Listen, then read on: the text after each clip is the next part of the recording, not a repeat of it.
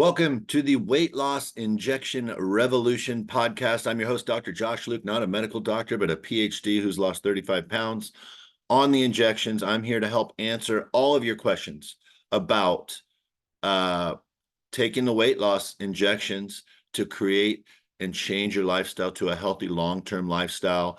Our research is showing that the majority of those engaging in the podcast are ages 40 to 55, both male and female. So we're trying to answer all those questions my friends have, your friends have. I'm getting on Instagram, I'm getting on Facebook, I'm getting on the YouTube channel, and that's why we're here. So with that said, today we are going to give you, on today's show, we're going to give you 4 different things that you have to do when you go off of the injections. And you're going to try to make this lifestyle permanent without the injections. Now, if you have listened to our other shows, you're hearing that some dietitians and others are suggesting you stay on it forever, but that's not cheap, is it? And again, guys, it's early on in the research process. We don't know, and nobody can tell you what the long-term effects are going to be because there's no research on long-term effects. It's just short-term, right? So with that said, let's talk about 4 things that you can do to make sure when you go off the injections that you're going to keep this weight off. Number 1, okay, have a plan. We've talked about this before, haven't we? Have a meal plan, know about how many calories, carbs, and how much protein you want to consume each day, and try to stick to it. And if you have a cheat day, and guys, there's going to be cheat days. It's life. You're out and about, and sometimes they don't have what you want. Sometimes you're at a party and you don't want to be rude. Sometimes you're at a ball game and you want an adult beverage or whatever it might be, or a hot dog or nachos. It's not going to be the end of the world, but compensate for it the next day or compensate for it earlier in the day, right? So have a plan. And as you know, when we have a plan, we also suggest you have some sort of tracking tool. And even if you've stopped using your app to track your calories or whatever it might be in recent months, like as I have, maybe when you go off, start tracking again just for the first week or so, so you can make sure you continue those healthy habits. So number 1, have a plan for your meal and a way to track it when you go off the injections, okay? Really, really important. Number 2, and guys, this is a basic one, and I'm like you, I hate it when people say consume more water, but number 2, the number 2 thing you can do when you go off of the weight loss injections to change your lifestyle and maintain that healthy weight you've dropped down to is to increase your water intake. And for those of you who are already doing it, then don't increase it, just keep it up. But guys, water, water, water. It's a natural GLP-1 that's going to tell your brain you're not hungry, you're filling that stomach up. We talked on several shows about natural GLP-1s, foods, high fiber foods and protein foods that send messages to your brain that your stomach is full. Okay, that's really what a GLP-1 agonist, Ozempic, Zepbound, Wegovy, all the others, that's what they're doing. They're sending a message to the brain that your stomach is full. So number 1, have a plan and track it. Number 2, increase your water intake. The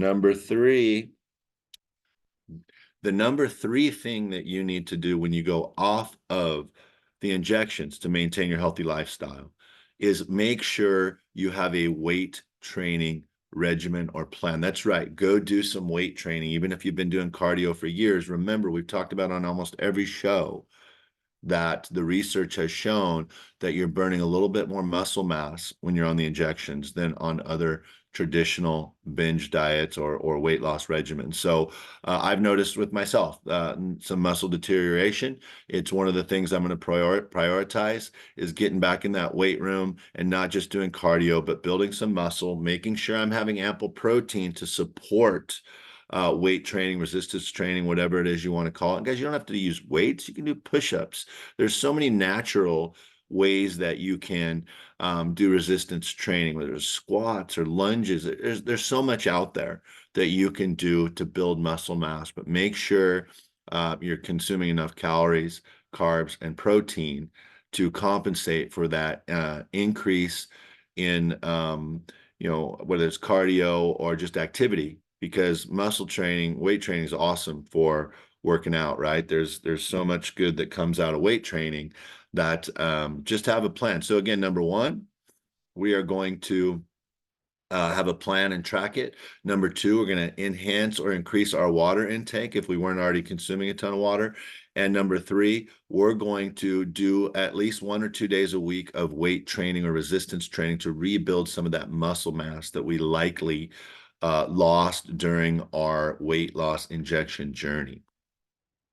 Okay, now number four is where we're going to get into some details. And if you listen to our last show with Mark Washington from Supergut, you heard a lot about this, but I am going to uh, really summarize or shorten for you a lot of what we talked about. And then if you haven't listened to the last episode, I want you to go back and listen to the last episode with Mark Washington. He's going to dive deep into how important this is, your gut health, your microbiome, when you are planning a long-term lifestyle change for your health, because 95% of Americans aren't consuming enough fiber, but we get deep into what kind of fiber, the important kind of fiber, and where you can find that fiber is going to be important for you. So let's dig into that really quickly, okay? There are a couple different types of protein, and I'm just going to go right to the supergut.com website. If you have or haven't listened to Mark's uh, podcast episode, go back and check it out. But if you either way, you're going to want to go to his website and just check out what they're saying here about fiber. Okay. The best two types of prebiotic fiber for producing GLP-1s are what they call beta glucan and resistant starch. Beta glucan comes from foods like oats, barley, and beans. New studies demonstrate that beta glucan achieves remarkable results in not only satiety, but also weight management, and a lot of good things coming out of that. Resistant starch, on the other hand, comes from food like unripe bananas, potatoes, and oatmeal. This unique fiber produces more, it's spelled butyrate, than any other type of dietary fiber. And butyrate is a short-chain fatty acid known to increase GLP-1 production. So you're going to be creating the same effect that the injections created when you eat unripe bananas, potatoes, oatmeal, right? And so that's great, right? You can go off the injections, but still create some of the effects, right? So, and again, when it comes to oats, barley, and beans, you're going to see continued weight loss or, resistance to gaining weight, which is cool. So, Supergut itself offers several products. And again, I'm not here to promote theirs over any others, but they have a proprietary prebiotic fiber blend that is used in a lot of their products. And one of the things I went through with Mark that I really want you guys to focus on, okay, is start slowly when you are increasing your fiber intake, okay? Because a lot of people will immediately say, man, I just can't do more fiber because I immediately get constipated. Well, that's where the water comes in, and that's where making sure you're taking the right approach to fiber, right?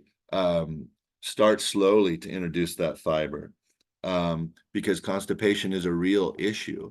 And I asked specifically on that show with Mark, what products and what approaches should we be taking when we increase our fiber to kind of offset that likelihood that constipation is going to kick in. And he shared some interesting thoughts there. But he gave 3 suggestions that I thought were really important.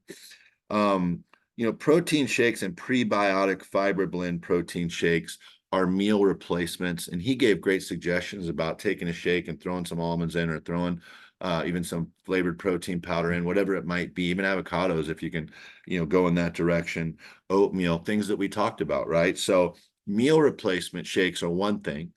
So if you're a meal replacement person or a shake person, there's prebiotic shakes that increase your fiber right there, right?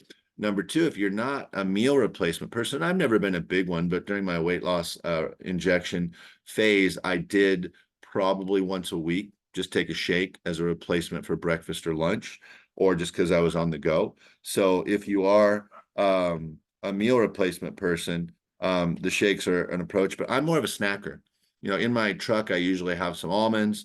I usually have some pistachios. And if I'm, really feeling lucky, I have some of those Quest chips that are flavored like Doritos, probably not the healthiest, but once in a while I owe myself a 130 calorie guilty pleasure, right?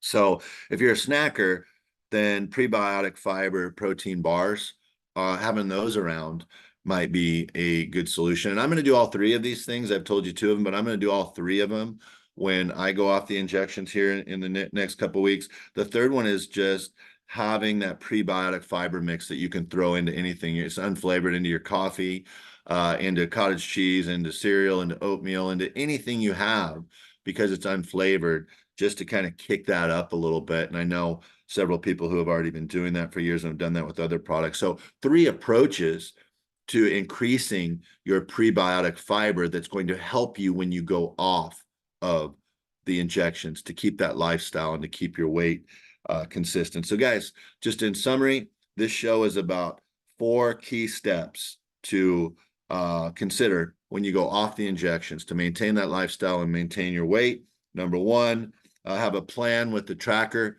know what your calorie, carb, protein consumption is, and track it. Number two, water intake. We've heard it before. It's nothing new or revolutionary, but make a point of putting it on your list of 4 things to do. Number three, protein and building your muscle mass back. So do some resistance training. And number four, increase your fiber and make sure it's the right kind of fiber, prebiotic fiber, and make sure you have a plan to how you introduce that fiber and scale up for that fiber. So thanks so much for tuning in.